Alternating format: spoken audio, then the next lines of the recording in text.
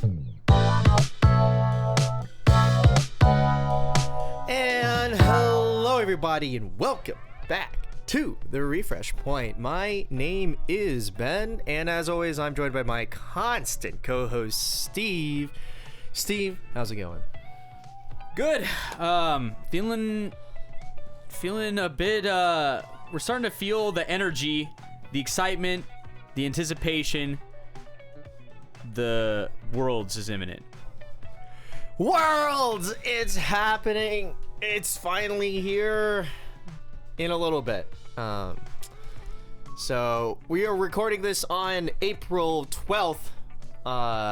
Just a short three weeks? 2.5, yeah. 2.5 weeks until we go to Tokyo, baby. That's right. And it's going to be a great time. Steve has chosen to be a degenerate gambler, and I wrapped up playing around with Ryan's 8-bar list. And this will be our last time pre-Worlds to discuss what all might, hopefully will, go down. So right after you shuffle your decks, tap or cut, and we'll get right into the Refresh Point with some breaking news. Worlds will have a news conference. Yay! So Right, anyways, so, ambitious deck building! Ryan, I played your commission. Let's go. It's a very interesting 8-bar CSM list in that it dedicates itself to doing the thing, which is triggering bars to heal, and also heal with early play heals, and also make sure that you don't get screwed by that 4 more early play condition for Katana Man. And so it's a green, yellow, I don't think it's red, I think it's a green, yellow, yeah, blue deck.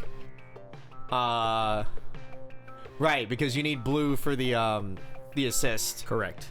So there's no red. And so our finishing ability is horrible. But also, if I heal down 7 total damage in a game and block, turns out, might just win. What's great about this deck is it's nostalgic for me. This is how Weiss used to be. Yeah. Yeah. Like, there was a long period of time in Weiss where finishers did not deal very much damage, or they dealt way too much damage. And so the way you won was durability. It's like Hazardous Sora right now. Yeah. Sort of. Kind of. The year I started playing Weiss, there was a internet blog that was keeping track of the decks that were good in Japan. And so Is it not Kila's? Is it not just still running? No. Oh, it's a different one. Oh, yeah, this is like before. This is like before aggregators. Yeah, got it. So, like, this was just some guy faithlessly, like, maintaining it, right? And that year at Worlds was the same, 3 of the same 4 decks in top 4. It was 8 Door Disgaea. And how it worked was you played a healer that summoned 2 healers to your hand by sending itself to memory, and then you repeated that process ad nauseum until you ran out of healers, and then you hoped the game was over. Right. This deck has a similar strategy. Yes. The strategy is play Katana Man. Or early play heal. Trigger bars, also heal. As it turns out, we will also be doing that. Continue to play Katana Mans. Pray that you block. At some point, they lose the game or you lose the game. Yeah, one of those 2 things will happen every game. Either you will cease to block and you will get shit on, or you will block and they will get shit on. After you, heal 6 million times, and it turns out it doesn't matter if your finisher doesn't do all that much, because you probably only have to deal 3 damage on account of you being at level 2 for 3 turns straight. Correct. Yeah. So, honestly, 10 out of 10, no notes. It's not an ambition that I would have because I have blood in my eyes, you know. It's like the Warwick thing in if you're a filthy League player, like we are. It's like the Warwick blood trail. It's like they go past like half their life bar. I'm like, play the finisher, win the game. Whereas like this deck is more, you know, you're healing, all right? You're just healing. Try to block a little bit, you know? Yeah, you're trying to wear your opponent It's out. Dr. Mundo versus Yeah. Dr. Mundo versus Warwick. How about that? Yeah, you're For trying the full to league analogy. Yeah, you're trying to win through durability, which is very ambitious in 2025, I'll tell you that, because the nature of the game has not changed very much for the last few years. We are dealing damage, boys. So yeah, that's a really difficult task to pull off. When you pull it off, I'm sure it feels amazing. Ben did pull it off against me during a local where I just literally could not hurt him for turns on end, and I just slowly got strangled to death. So like, it definitely can happen. It definitely can do that thing. Yeah. So the painful thing is lack of off finishing to supplement our Aki, which arguably doesn't matter as much. But if you wanted to, you could play the Nut Kick Aki that's blue. It's normally paired with the standby package, but it is an extra instance of damage of all time. Yeah, it's the Misakuro effect, right? Pay one, ditch one, and burn one. Yeah, but it's from the bottom of the deck because it's funny. Right, because it is. Right. Because it's funny. Yeah.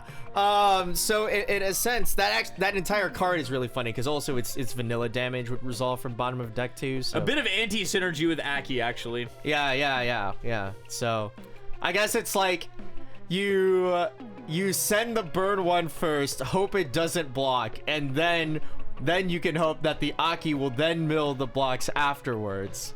It's something. If it lands, I'll put it to you this way. If you land 4 damage from the bottom of the deck, it's cooked. Yeah, now it's time for Aki. Yeah. I think that's the only card that I would really consider throwing in, because honestly, it's clear that you've tuned this shell to kind of like do what you want, which is consistently set up Katana Man and consistently do that and consistently just try not to die. It doesn't stock compress super well, but there's not really that many good fixes for that, because you're spending all the stock on healing down like all the time. So can be a bit difficult for that sort of behavior. Yeah, I wonder if some counterplay might be in order here. There is the refresh count. We have all the counters that are relevant. There's memory counter, refresh counter, and anti-early counter. Yeah, so that's really like where you get your, I'm gonna put savings in quotes, but like that's how you apply the chokehold, is basically like I put 2 healers on the board, I keep them alive, and then I do the thing if I block, and it's like, okay.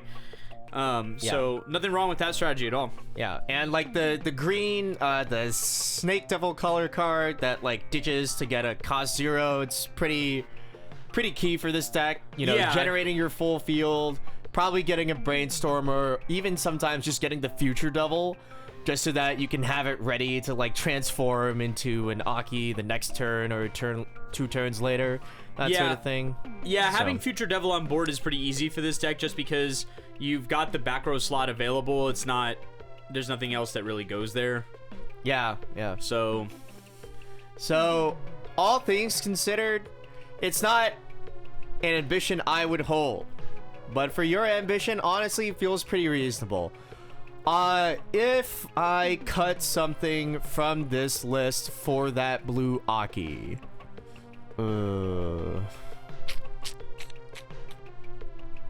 it might, it's hard to say because it's an 8-bar deck. It might be one of the discard Climax to salvage in Mill 3, but also like it's 8-bar, man. Like it's like dangerous work to start cutting, but maybe. Yeah, I think it ends up being a reduction of some other cards where it's like you don't take anything out, you just kind of finagle the numbers a little. Yeah, but exactly. I think at best you need 2 of that Aki at most, and so like you can make it work. You can make it work. But yeah, if anything, it's like the kind of funny thing is that the yellow Denji is unironically kind of a nice like yellow beater to have in this context, just because you have like a chance of coin flipping some stock off of him whenever you cancel damage, and then he's just your main really yellow target so that you can play the power, since we're not playing easy revenge, and it's just really focused in on like make sure I can do the thing and that Katana Man will get me cards in my hand. Please, thanks, please, thanks, please, thanks. Yeah. pretty much. Yeah, I think it's definitely it's definitely an ambitious deck. It is an ambitious deck, and you know, honestly, you can at least consistently get to healing and like do the thing. And then it just happens that your end game is like the worst degenerate gambling ever. And speaking of degenerate gambling, let's head into Worlds Watch, the final.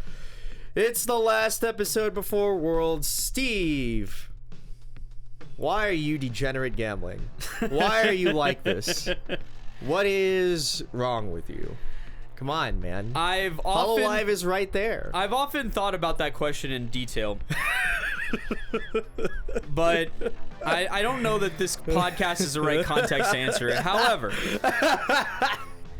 yeah, I will be answering the first part of it, which is degenerate gambling is just a very successful thing in the game. It's worked for lots of people for a long period of time, so much so that Japan has actually taken steps to restrict degenerate gambling. So yes, I see. Okay, and I'll be honest, there's nothing more satisfying in Weiss Schwarz than sending these frauds to the toilet with degenerate gambling. Are they the fraud if you send them to the toilet with degenerate gambling? Calculated if it works. Okay. Calculated. It's not degenerate gambling if it works. Calculated if it works. Unlucky. Unlucky if it doesn't. Correct. Yeah, correct. All right. I see. Okay, if you didn't pick up, Steve is gonna play mine. Yeah. He's gonna spin the wheel. Now then, let's today look at all of the my matchups that we are expecting. You play this into Slime. How do you feel? Yeah, so here's the thing about Aobuda 8 door. The upside to this deck is your demands during the game are relatively low. So if you've never seen this set before, if you don't know how it works, the finisher requires 4 different named cards in memory. That's the mini game that you will be playing during the game. And when you complete the mini game, your finisher will work 3 times instead of 2 times, which is kind of important because, as Ben alluded to, it's not a normal finisher, it's degenerate gambling. So we're gonna mill 2 cards from the bottom of your opponent's deck, and if it hits a climax, burn 2, and we're gonna do that 2 times if we don't have 4 names. And we're gonna do it 3 times if we do have 4 names. 3 being greater than 2. We definitely want to get 4 names if we can help it. We also want to get triple my, not for nothing. Yes. Double my, not the very, very best. Yeah. So that's what we have to do during the game. The rest of what goes on during the game is pretty low stakes and low maintenance. Your advantage engine can add anything by checking 3 and adding 1, and then it's 8 door. So we have a fairly decent amount of hand advantage via triggers. And on top of that, we have some trigger-related mechanics. Our Brainstormer lets us scry the top whenever we trigger a door, and there's a 2/1 support that lets you scry the top of your opponent's deck whenever you trigger a door. And both of those assign power, so you do have some sneaky power in some places. Offensively, not defensively. Correct. All of your power is offense, none of your power is defense. You should expect to lose your board every turn.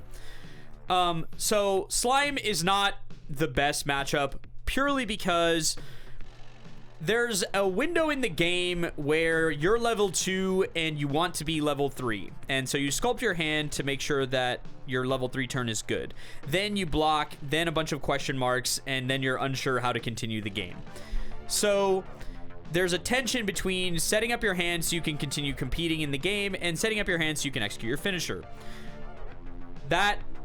Making that decision is difficult, and the more solid your opponent's level 2 board is, the worse it gets.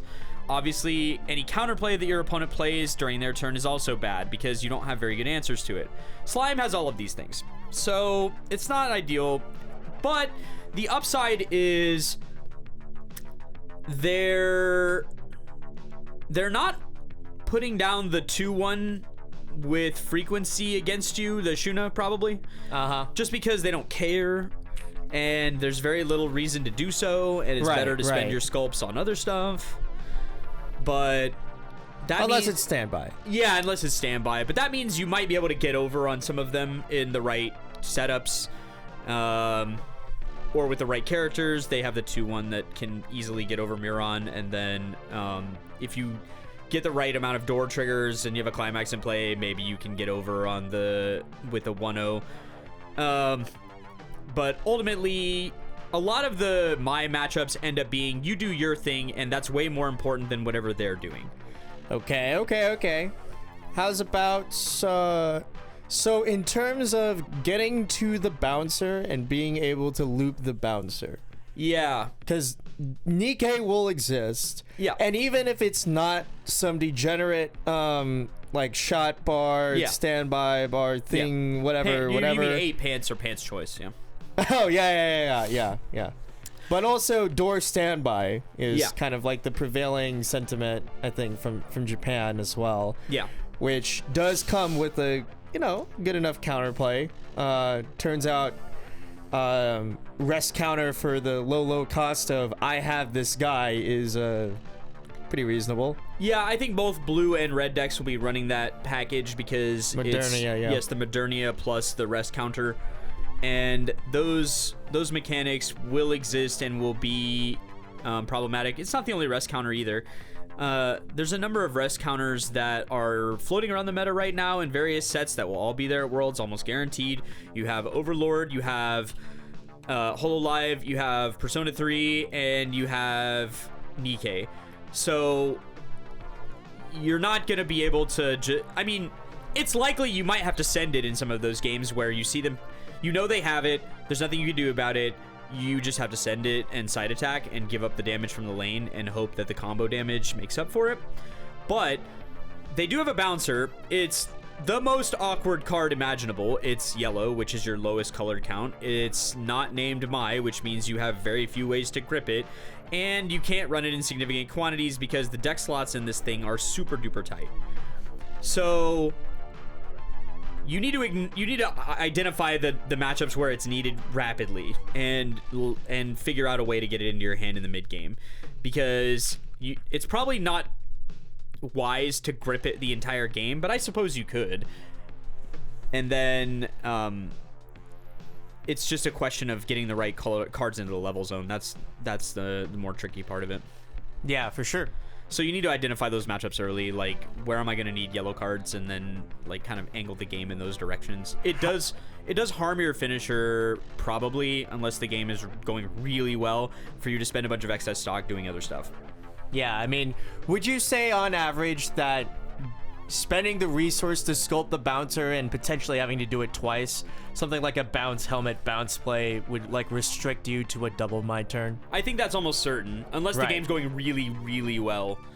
Or you have a whole bunch of extra stock, like you've played a whole bunch of the blue stock charger and you just have all this money. You might be able to just pay one and then brainstorm and then have it hit and then pay one and then you could do the thing twice. I would say that if you have to sculpt 2 bouncers, it's going to harm your end game. If you have to sculpt 1 bouncer, it's possible it may not harm your end game. But there'll be a few matchups where you definitely need to sculpt it. Talking about any matchup with a rest counter and they show it to you, like they show you, I'm going to add this to my hand right just now. Or any matchup against Shauna. So Shauna is the other matchup where they'll sculpt anti-damage and will make the game very difficult for you to win. So you will need the bouncer in those matchups. It is not easy to sculpt. So do you run 2 copies? I don't know.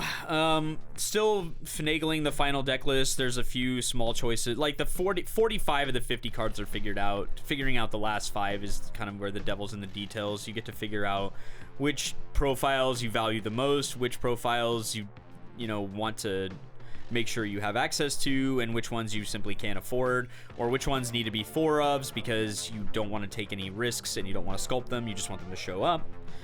So it's tricky. Running more yellow cards is the most tricky part. Like, it's very difficult to do. Yeah. And so then let's think about some of the other matchups here. We've already kind of gone over then, like, there are the matchups with rest counters in them. We need to play into them, and you kind of play your own game. Yeah. What do we feel about Nino? Big matchup that will exist. Yeah, that matchup comes down a lot to them canceling. If you can keep the game moving at a decent clip and force them to make plays. The upside of facing Nino as opposed to facing most standby decks is that before they start putting down threes, you can kind of get over on them. Like, their most common standby at 1 now is a 2-1 instead of a 2-2. And so that makes the game a bit easier for you, because it's possible that you'll be able to get over on them even after they've standbyed a little bit. The problem comes is if the game lingers too long at 2. Then you can get absolutely strangled to death by their power board, and they will be setting up like a diabolical amount of damage on you, where if they get 2 of the movie finishers and then they have the support and then they have the other finisher, and it becomes a situation where it's like 3 3 4 4 3 3. It's just a lot of damage. And if you get like unlucky chunks in there, you can get accelerated in a very, very nasty way, and it makes the game hard. They also have -3 souls counter, which is problematic, mostly because Nino is the deck that's most likely to have level 3s in all the lanes. So your side attack potential looks like shit against them, because you're gonna have to hit for 0. Your deck is low on triggers. I think I might have maybe 11. So like you're not gonna trigger. Like, you should not expect to trigger, and so whatever your damage is what it is. So you're gonna have to either walk into that -3 souls counter, or you're gonna have to try to work around it. I have seen some decks teching in there's a Futaba that has the Bofuri downgrade profile, where it's like it's a 1-0, you discard a card and then you downgrade a guy. Maybe that's useful in those matchups, particularly to downgrade the support so they can't use the burn on it. Maybe that's a useful tech. It's blue, which is really good, because blue is a color that you're already running pretty significant counts of, so it's easier to slot in than the bouncer. So yeah, a lot of the last few weeks of prep here will be what matchups are the worst, what matchups can we not tolerate, how do we make them better, is there a way to make them better? Some matchups are going to be horrible and there's no way around it. They're just horrible matchups. Absolutely.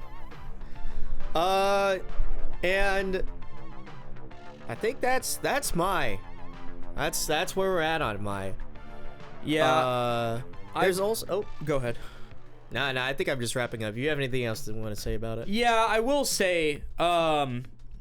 I've talked with some people that are going to Worlds, and I think we're all kind of in the same agreement that this Worlds will be one of the most difficult to win. When we started the refresh point, it was right after the Worlds 2 years ago, and Escanor kind of dominated the World scene that year, along with a couple other decks that were competitive with it. And then last year, it was like Slime, Hololive, everybody else. This year, it does not feel like there's like head and shoulder decks where it's like these decks that are just way more likely to win than anything else. There's probably 9 decks out there that I would just not even blink an eye if they won. And dude, that makes it so much harder to win. And some of those matchups are really cursed for one side or the other, and that's just something you're gonna have to accept when you're picking your Worlds deck this year, is that you're gonna handshake the idea that some matchups won't be very winnable, and you just have to hope you don't run into them. You know what funny thing is, I honestly think the Tokyo Revengers guy could do some damage. There's a lot of decks. Unironic. There's a lot. I'm here to tell you that nothing beats Overlord running hot. Nothing in Weiss Schwarz. Nothing in Weiss Schwarz beats Overlord running hot. And that's just how it is. You have to hope it doesn't happen. It dies to itself. That's how it self-destructs on itself. And free run, right? If you roll up against free run, it's like, well, shit on me, I guess. But that's what I mean, is that like, even the hottest running decks, even the decks with the most resilient game plans, have some matchup out there that's just like, boy howdy, this doesn't look good. I don't like that. And so for a lot of decks, that matchup is Overlord. Where it's like, man, everything was going really fine right up until you killed everybody on the board and then burned me like 5 times. So, yeah, it's going to be a tricky Worlds to win. All right, so obviously because we're expecting you to win, ha ha ha, smile, smile, please, please. Damn right. Let's hypothesize a world where you don't. If it's not you, what deck would you, for your money, point to winning the most? If Alberta doesn't win, I think it's got to be Nino. That deck feels like it has the highest floor in terms of even when it goes really wrong, it's okay. The biggest problem they have to worry about is if the game goes too right for their opponent. If the game goes too right for their opponent, they kind of have to stand there and lose. That's the only downside of the deck is as soon as you see your opponent with like 10 clean stock, the game's kind of over because you can't do anything about it. But the other side of that coin is you should be able to keep the pressure of the game at such a pace where your opponent doesn't get to do that because the game's moving at a relatively decent clip in terms of levels and damage and so forth. You have so many trigger checks, so many, that you really don't have any excuse for like bad things happening to you during attack step. Like you have no excuse. You should be able to get the triggers you want. And if that means you want to get 2-2-2 every single combat, they can get 2-2-2 every single combat if they want it. And if they need standbys, they can trigger them. If they need whatever, trigger the 3-2 for the combo, they can trigger it. So the floor is really high on that deck, but the ceiling is also kind of low, where it's like it's going to do basically the same thing every time. If it fails spectacularly because their opponent either cancels or because they trigger too much, and then their compression situation death spirals on them. But I think a lot of that deck, I think is very good. If Slime wins, honestly, if they don't, they're never going to get another chance. If they don't win this year, they're never going to get another chance. Like, I don't know how many chances they need, but if they don't win this year, there ain't no more chances. So what, you think it just gets restricted again? I don't like know, soon? dude. I don't know what it'll take at this point, but like it feels like that deck's been dominant for 2 straight years. I can't shut up about it. So I want it to just disappear. Like I don't care. It's just like, just go, either win Worlds or go away. Just do one of the two. I don't care. Win Worlds or go away, please, please, please. Yeah, and maybe if it wins Worlds, it will go away. That'd be cool because it's gatekeeping a whole bunch of decks in the meta. Like a whole bunch of those decks that are really reliant on rest counters. Yeah, Slime just fucks them over. So it makes a nice little. Yeah. We have the triangle. We have like a. It's like a hexagon. It's like a hexagon of like matchups. Yeah, no, like, it's awful. Yeah. So because like I'm gonna tell everybody this. I would 100% be on P3 at Worlds. 110% because I love Persona so much. But I cannot play against Slime. The matchup's cursed. You can't win. And if you play against Overlord, it's also kind of cursed. It's very hard to win. So, like, can't win and really hard to win is not a good combination. So, yeah, until Shuna's gone, it's really difficult to play a deck that has a defensive game plan. Because if you run into Shuna, you just lose. Yeah. Kinda. Yeah. And so, that's Worlds. We'll see. We'll see you on the other side right afterwards. We got a live mic system. We got some hot off the press interviews gonna be ready to go. It'll be a great time. Yeah, we'll get to have the rawest possible reaction, hopefully, of the only ever back-to-back Weiss Schwarz World's Champion. Yeah, absolutely. Will happen. Yes. And then a few days after that will be the Hako Cup, which is a tournament that Box is running where there are a fuck ton of JP players. I think it's like 125 something. Holy crap. JP players and like 25 of us international travelers, the journeymen coming in to play some Neo Standard JP Weiss Schwarz. And yeah, Are we? I don't own any of the meta JP decks, so I think I'm just spinning the wheel. Is it not? I thought you had. Don't you have the Horse Girl set? It got restricted. Oh, it's kind of like annoying. Yeah. I don't want to think about it. Okay. And you know what? Hear me out. I've just been slamming this review thing to everybody. I'm just gonna play it. That statement doesn't even begin to narrow it down. I'm going to play the Choice level 1 combo shell, and I'm still deciding in between either the Choice finisher or the Pads finisher, because the really cursed thing that happened is that me and the doctor used the Weiss calculator to do math, and like I don't know why I did that to myself.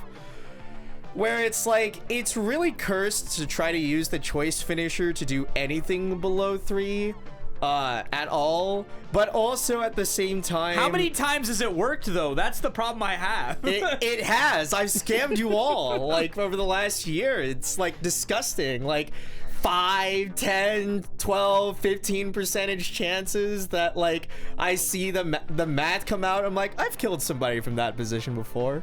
They've gotten the business handed to them, but it's, you know, now I know the odds, and it's like, well, I really shouldn't have done that. And the reality is that like nothing will make a fool out of you more than trying to use the math and Weiss Schwarz. Yeah, true. It's just one of those things where it's like, in small samples, you can get very weird things happening to you. Exactly. Using the math to make informed decisions about the likelihood of the way that the game is going to turn out is a very smart thing to do. It's the reason we built it. And so the thing as well is that with the double Icy Tail, in JP, you get access to a guy that's like, oh, look at that. I'm going to choose that guy on your board. No backup. No event. Yeah, that helps a lot. Stop all that. Because it needs a reverse. That helps a lot. Because it needs a reverse. It does help a lot. And I can assign it. As opposed to in the movie set, there's a Karen that says anti-backup, but only in her lane. Not relevant. Does not matter. We need to put it in front of the guy that's in front of the or put it on the guy in front of the finisher. That's what we need to do. Right. And we have that tool. So, and it turns out double anti-backup and double Acura is a 9-stock play. Yeah, and the amount of cards removed by that effect is a humongous number. And so a refresh point is almost certain, which helps the numbers a lot. Yeah, that's one of the underrated parts about Icy Tail is a lot of cards leave the deck, and it is almost certain that at the end of the game there will be a refresh point due to massive amounts of card evacuation. So like this thing mills 16 cards on top of the damage cards from 3 attacks. So like unless your deck has 40 cards in it, it is likely that somewhere along the way here, we're going to get a refresh point. And if you're really compressed, you might get 2. And that starts to look a little dangerous to some degree. Yeah, Omega compressing does have a downside. It's still a good idea. It's still better to have more climaxes in less cards than there is less climaxes in more cards. Right. There's no way... If there's any takeaway from any of the math that we've done on Weiss Schwarz, the takeaway should be this: refresh 8 if you can into as few other cards as possible, and there's never going to be a problem if you do that. Tactical decompress is a lie. That is the biggest lie in all of Weiss Schwarz, is that there's a way that you can finagle it where somehow you'll know whether the climaxes are on bottom or not. And if you get to the point where you get rid of all your climaxes through the Icy Tail doesn't work, eat this 12 straight to the face. Like, yeah, it's tough. Like, why Icy Tail? I can just kill you? Yeah. I'll just win? Question mark. You need a lot of HP to be able to survive 3 3s plus however many triggers they get. Like that's probably 10 damage most of the time. So, I mean, what are you at? Like 2-1? I don't know, but yeah, pretty much. It's tricky to just survive that. So yes, compression will work over a long enough timeline. Will it work in specific instances? I mean, if you played this game for any period of time, I mean, you know. But yeah, and so unfortunately, I think I will also be degenerate gambling. It's not degenerate gambling flipping the coin. if it works. I'm just coin flipping, dude. It's so cursed knowing the math now too. Yeah. Where I'll like go into it and be like, that's a coin flip. And it's the best coin flip I'm gonna get. Spin the wheel! Yeah. Woo! And the thing about it is, because of the way the finisher is, you can do stock swap double. Yeah. Like if you know that there isn't counterplay. Yeah. You can do stock swap double for 9 stock as well, which is a very reasonable thing to get to, as opposed in the choice list where it's 11 stock, and I sculpt all the cards and I get the climax, etc., etc. Which can just rip out climaxes. Yeah, So. it's complicated because stock swap doesn't apply in a lot of games. Some games it's definitely better earlier, and you need to be 3 when they're not 3. That's kind of the For moral sure, of the story. yeah. But it's like, but that's the thing, right? If I get to 3, you're just and full they're not sending it, 3, right? Yeah. and I'm gonna full send it, you know, hey, that's a nice 8 clean stock there. Let's rip some climaxes out and spin the wheel. Yeah. Here's the thing. With Icy Tail, if you're gonna play this in a tournament, you need to be okay with both ends of it. Like, there are going to be games that you shouldn't win that you do. Yes. There are going to be games that you should win and you don't. Yep. This happened with Aki, it will happen with Mai, and it will happen with every single Icy Tail finisher where, for whatever reason, there's no human comprehension to it. It is beyond all control. All the climaxes are on top, so you lose.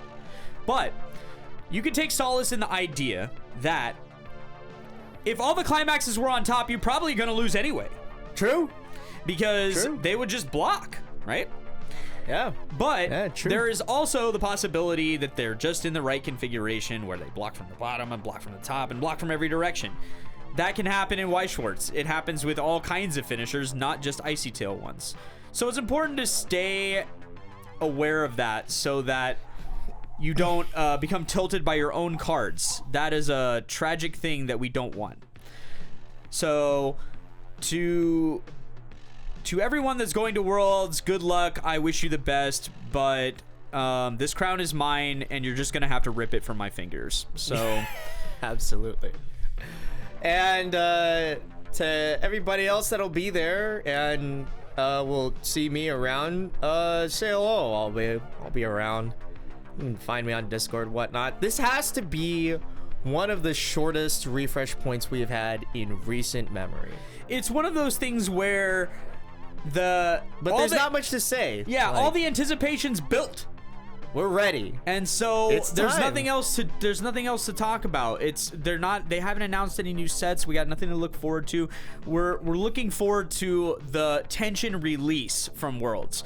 We're getting tensed up, and then there's going to be the tension relief whenever it's over, and we can go back to thinking more about ambitious decks, playing the decks that we love, not necessarily the decks that will strangle people to death, but the decks that we just really love the intellectual properties of. Yeah. And also, we can look forward to summer, where we can play with our friends in, a more medium competitive setting, 3v3. Yeah, and every Vanguard player is really, really salty. I saw that they cut the premium format for Lyrical Monasterio Cup. I literally don't know what that is or either of those things. So, like, there's the standard format, Yeah. and then there's the premium format. Yeah, which is that's like the unrestricted, right? Yeah, kind of. There's, like, mild restriction. Yeah, but And, like, a lot of people... slightly more unhinged. Yeah, and, like, people liked the premium format. Sure. And arguably some of them a bit more than the standard format. Yeah.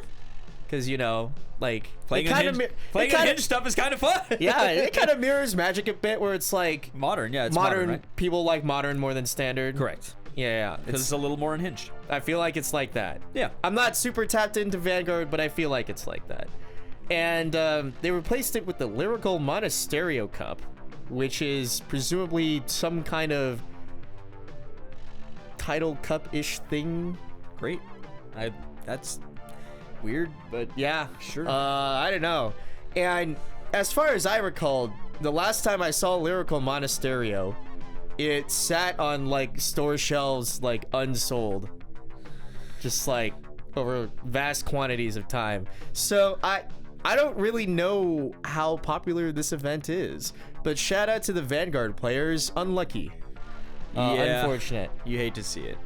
Also, the Vietnam tournament will not have Weiss Schwarz when I am there. It's only Shadowverse and Vanguard and the Lyrical Monasterio Cup. It's cooked. I guess I'll go to a local at least. That'll be fun. That sucks. You know, I missed the Dallas one to be in Vietnam, and they don't even have the decency to run a Weiss event. You hate to see it. You definitely hate to see it, especially because didn't they go through the trouble of running an entire like promotional thing in that region for the Marvel set? Is Vietnam part of that? I don't think Vietnam is part of that. It is specifically like Hong Kong, Malaysia, Philippines, I think. Okay, so a little more southeast. That sucks. I hate to see it. But yeah, sometimes unlucky. Yeah, but we will definitely. It is what it is. We will definitely be at several summer events, both of us. Yeah, I'm gonna go to the Ohio event. They're running their summer solstice. I think it's like the end of July. I'll probably make time to go to that. I don't have a team for that either. Is it teams? They have a singles and a teams event. Crazy work. Yeah.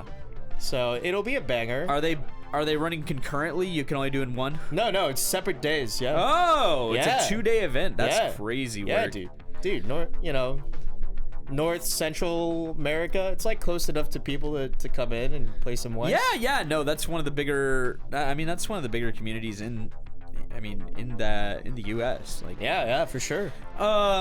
I'll do my best. No promises. Yeah? But okay. We'll see after Japan. Off time. Guys, off time is the problem, okay? My vacation is looking rough. It's torn to shreds. It's torn to shreds. I definitely am spending too much time in Japan. I will be there for I think 10 days, 9 days. Yeah. So I'll be there before most people and after a lot of people. So I think it's gonna be more than that, because I think I will be there for like 9 to 10 days, and you will be there at least 2 days longer than I will. Yeah. So that's like 12-ish days. Yeah. 12 days. So I'll be in Japan on the 30th, and then I'm going home on the 9th. So. Oh, okay. So yeah, I think you're leaving before I'm leaving. Yeah, probably. I'm getting there before, but also leaving before. I think the people that aren't like there's a group that's not competing. They're showing up a little bit later. So yeah. So. All right. That's it. It's time to put up or shut up. Or we won't shut up. We'll just complain about it on the lav mics. Right. We're afterwards. Absolutely not gonna shut up about it. It's time to put up or sit down. How about that? And then that's gonna be our show for today. So tune in next time after Worlds, and don't forget to take the refresh point.